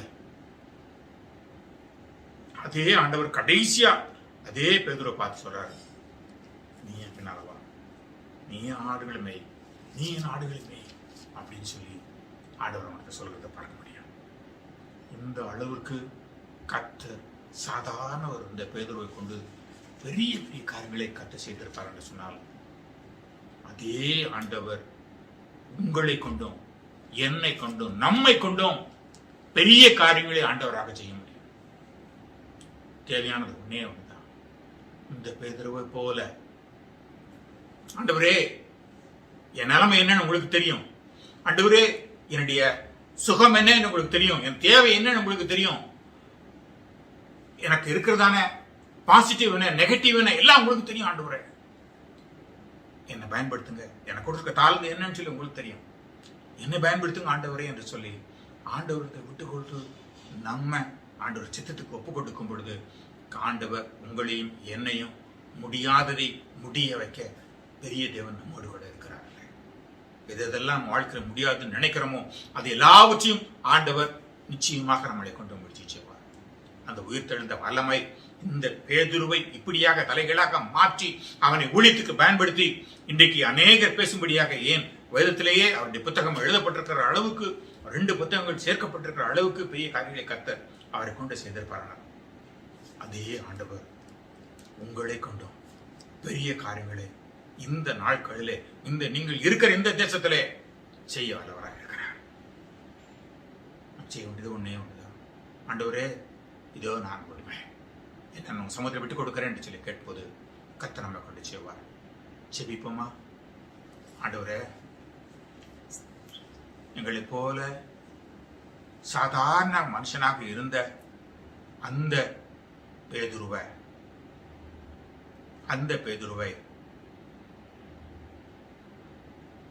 உலகமே அறியும்படியாக, ஏன் உலகத்தில் யாருமே அநேகரே செய்திராத அற்பமான அதிசயமான காரியங்கள் எல்லாம் செய்கின்ற அளவுக்கு ஆண்டவரே அந்த பேதுருவை நீங்க எடுத்து பயன்படுத்தினீரே, அதே போல ஐயா எங்களையும் நீங்க பயன்படுத்துங்க. அங்க இருக்கிற இடங்களில் எங்களை பயன்படுத்துங்க, குடும்பத்துல எங்களை பயன்படுத்துங்க, சபைகளில் எங்களை பயன்படுத்துங்க ஐயா என்று சொல்லி கேட்கும் பொழுது ஆண்டவர் நம்ம ஒவ்வொருவரையும் கர்த்தர் பயன்படுத்த வல்லவராக இருக்கிறார். ஹல்லேலூயா, ஹல்லேலூயா, ஹல்லேலூயா. நீங்கள் இருக்கிற இடங்களிலே உங்கள் தலைகளை தாழ்த்தி, ஆண்டவரே என்னையும் பயன்படுத்துங்க, உங்களுக்காக இந்த இருக்கிற நாட்களிலே இந்த வாழ்க்கை ஒரு வாழ்க்கை, இந்த வாழ்க்கை ஆண்டவருக்காக எதையாவது நான் செய்து முடிக்க வேண்டும் என்று சொல்லி நீங்கள் நம்பிக்கையோடு கூட விசுவாசத்தோடு கூட ஆண்டவருக்கு ஒப்புக் கொடுக்கும் பொழுது கர்த்தர் உங்களை கொண்டு காரியங்களை செய்வாராக. ஹல்லேலூயா, ஹல்லேலூயா, ஹல்லேலூயா. ஆண்டவரே, இந்த வேளையிலே உன் சமூகத்தில் இப்படியாக கேட்கிற ஜெபிக்கிற எங்களுடைய ஜனங்கள் ஒவ்வொருவரையும் கர்த்தர் நீங்கள் எடுத்து பயன்படுத்தும்படியாக நாங்கள் ஜெபிக்கிறோம் ஆண்டவரே. காலம் கடைசியா உலகம் முழுவதும் கொள்ளை நோயினாலும் போராட்டங்களினாலும் ஆண்டவரே பயந்து போயிருக்கிற நிலைமையில இருக்கிற ஜனங்களுக்கு மத்தியிலே உங்களுடைய பிள்ளைகளை நீங்க ஆண்டவரே கர்த்தர் பாதுகாத்து பயன்படுத்தி அநேகருக்கு பிரயோஜனமாக பேதுரு எப்படி பிரயோஜனமாக மாற்றினீரோ அதே போல எங்கள் ஜனங்களின் ஒவ்வொருவரையும் பிரயோஜனமாக மாற்றி வழிநடத்தும்படியாக நாங்கள் ஜெபிக்கிறோம் ஐயா. எங்கள் தாழ்த்தி விட்டுக் கொடுக்கிறோம் ஆண்டவரே. இந்த வார்த்தைகளை கேட்கிற எங்களோடு கூட இதில் கலந்து கொள்ளுகிற ஆண்டவரே, இதை பேசுகிற ஆண்டவரே, இதை பார்க்கிற எங்கள் ஜனங்கள் ஒவ்வொருவருக்குள்ளாக உங்களுடைய வல்லமை கடந்து வரும்படியாக நாங்கள் ஜெபிக்கிறோம் ஐயா. உம்மால செய்யக்கூடாத அதிசயமான காரியம் ஒன்று உண்டோ என்று சொல்லி கேட்டீரே. இந்த வேளையில இப்படி கஷ்டப்படுகிற நெருக்கப்படுகிற ஒவ்வொரு நாளும் பாவத்துக்கும் பசுத்துக்கும் நடுவில் போராடி கொண்டிருக்கிற ஜனங்களை கர்த்தர் விடுதலை செய்து ஆண்டவரே உம்முடைய பாதையில வழிநடத்தும்படியாக நாங்கள் ஜெபிக்கிறோம் ஐயா. தைரியமாக பேதுருவை போல தைரியமாக எடுத்து சொல்லுகிற ஒரு ஸ்லாக்கியத்தை கத்தங்களுக்கு தாங்க ஐயா. அற்புதங்களையும் அடையாளங்களையும் விசுவாசிக்கிறார் நடக்கிற அடையாளங்கள் ஆவனே என்று சொல்லி மத்தேயு 28 சொன்னீங்களே, அதே காரியங்களை எங்களை கொண்டும் கத்தை செய்யும்படியாக விட்டுக் கொடுக்கிறோம் ஐயா. பேதுருவை கொண்டு செய்தீரே, அவரை கொண்டு செய்தீரே ஐயா, எங்களை கொண்டு கத்தை செய்கிறாங்க. தாழ்த்தி விட்டுக் கொடுக்கிறோம். எங்களோடு கொண்டு கத்த பெரிய காரியங்களை செய்யுங்க. உங்களுடைய நாமத்தை மட்டும் கத்த மயப்படுத்துங்க. மீட்பராம் இயேசுவின் மாறாத நாமத்தினால் நாங்கள் ஜெபிக்கிறோம் பரலோக நல்ல பிதாவே. ஆமென். கர்த்தர் உங்களை ஆசீர்வதிப்பாராக. பேதுருவை போல கர்த்தர் உங்களையும் எழும்பி வர செய்வாராக. ஆமென்.